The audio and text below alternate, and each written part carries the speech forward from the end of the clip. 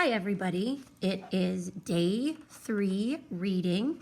I need you all to grab your purple Ready workbooks.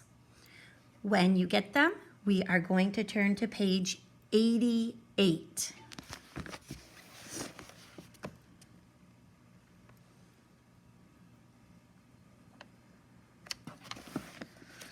Today, we are going to read a history article.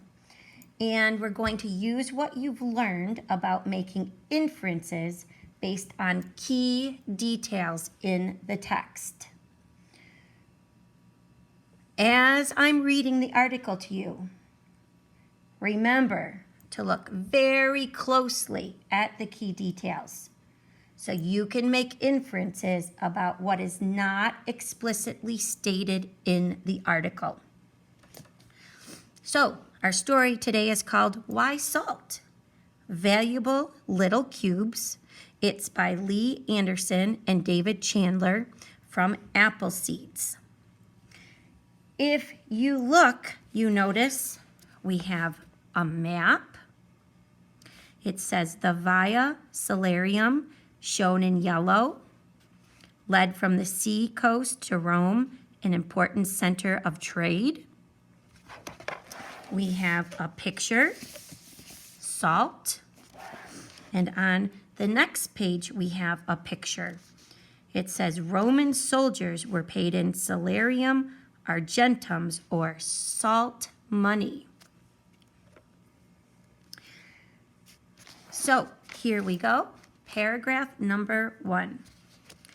Today, salt is given out freely in shakers and packets at our favorite restaurants. We can buy it cheaply at any grocery store. But it hasn't always been so easy to get salt. This tiny crystal cube has played a much more important role in history than just flavoring our fries. Around the world, cities were founded, roads were built, wars were fought, and trade routes were established, all for one reason. Humans can't live without salt, literally. Because of this simple fact, salt became a valuable item a long time ago. People who controlled salt had power. Around 2,000 years ago, some of the people with salt and power were the Romans. Paragraph 2. One way Rome controlled salt was by building villages along the Mediterranean coast. This gave them access to the sea where they could harvest salt. One of the first great roads built by Romans is called Via Salarium, or Salt Road. It is the oldest road in Italy today. As you might have guessed, it was built to transport salt. Paragraph 3. As Rome grew, it became a great trading center, and salt was one of the main items traded there. Salt was so important in the daily lives of the Romans that soldiers were paid in blocks of salt. This pay was called salarium argentum, or salt money, giving us our word salary. In fact, the word soldier comes from the Latin soldare, meaning to give salt. Page 89, paragraph 4. Throughout history and around the world, governments have regulated and taxed salt. Salt played a role in the history of our country, too. In both the Revolutionary and Civil Wars, keeping enough salt for the soldiers was important. In these and other wars, enemies have tried to keep salt away from each other. The history of the world is overflowing with stories of salt. Paragraph 5. what's so important about salt?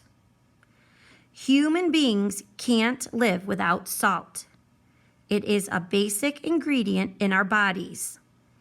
Salt is in our tears, sweat, saliva, blood, and even in our urine.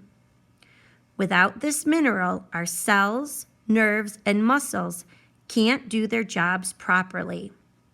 However, too much salt can cause kidneys to work overtime, blood vessels to swell, and blood pressure to go dangerously high. Next page, page 90. We've got a picture.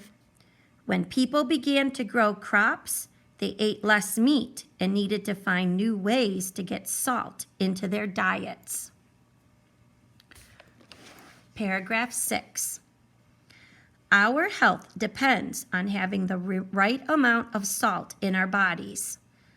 Generally, the human body is very good at keeping our salt levels balanced.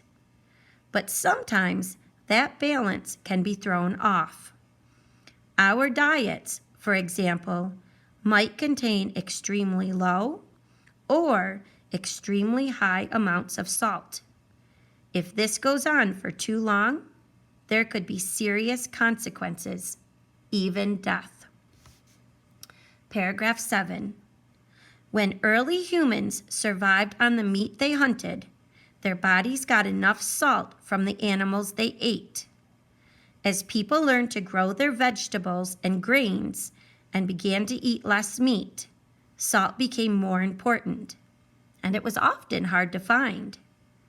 The need for salt and the limited supply of it made salt very valuable.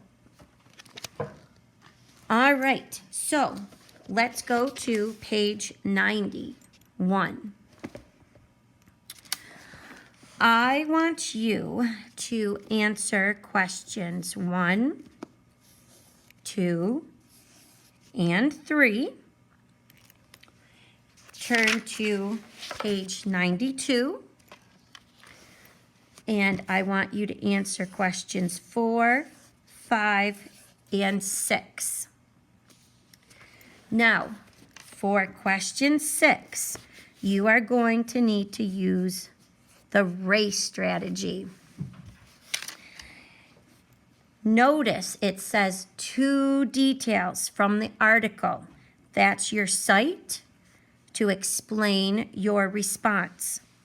There aren't a lot of lines here, so if you need to, you can go to page 93 and you can use these lines here for question 7 because we're not going to be doing that one. Make sure all your sentences start with capital letters and that they end with a punctuation mark. When you come back to school, we will go over your answers and this short response.